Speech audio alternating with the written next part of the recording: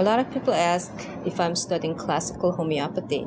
So would you consider the methods you use classical? I consider what we do classical homeopathy.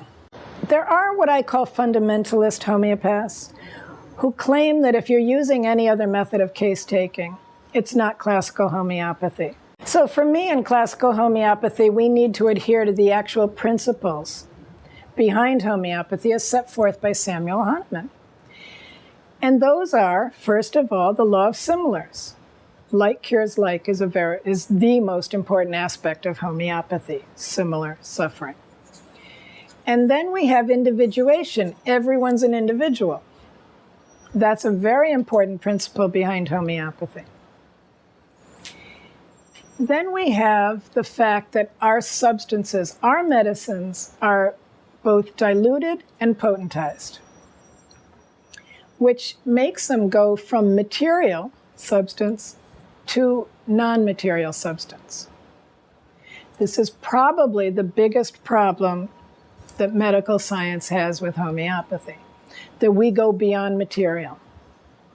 So it's what we call dynamized. Each time you dilute, you succuss.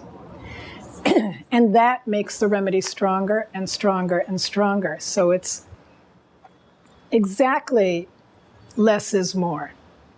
That's how this works. The higher the potency, the stronger the medicine, the less substance there is.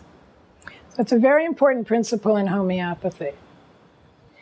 And then the other principle behind homeopathy is using the minimum dose, which means you use the potency that's exactly right for the person, and you don't repeat more than you need to. So you don't give. In fact, patients always ask, can I just take more of this? They start feeling good, and it's like, can I take more? Because we are used to doing that in our culture, right? Vitamin C is good for you, take more, right? So we don't do that in homeopathy. We always stick with the minimum dose. It's very important. And then, of course, the other principle behind homeopathy is not Hahnemann's, but Herring's law of cure based on Hahnemann's work. Meaning, you cure from the inside out, from the most important issues to the least important.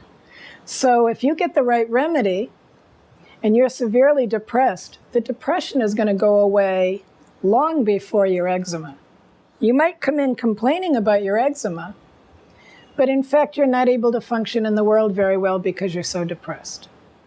So I don't want your eczema to go away first. That wouldn't make any sense for anyone. Constantine Herring put this into a law that he called the law of cure. So I expect you to get better from the most important things to the least important things. And skin is always, whether we like it or not, the least important thing. So I think if you adhere to the principles set forth by Hahnemann behind homeopathy, you are in fact a classical homeopath, no matter what method of case-taking you use. Because Hahnemann did not use a repertory.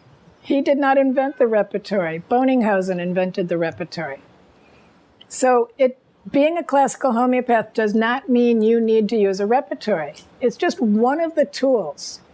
I see all of these methods as tools in our toolbox. And when I'm seeing a patient, I want to use every tool available to me to make sure I get the right remedy, because my intention is always to get exactly the right remedy for you. That's what I want to do.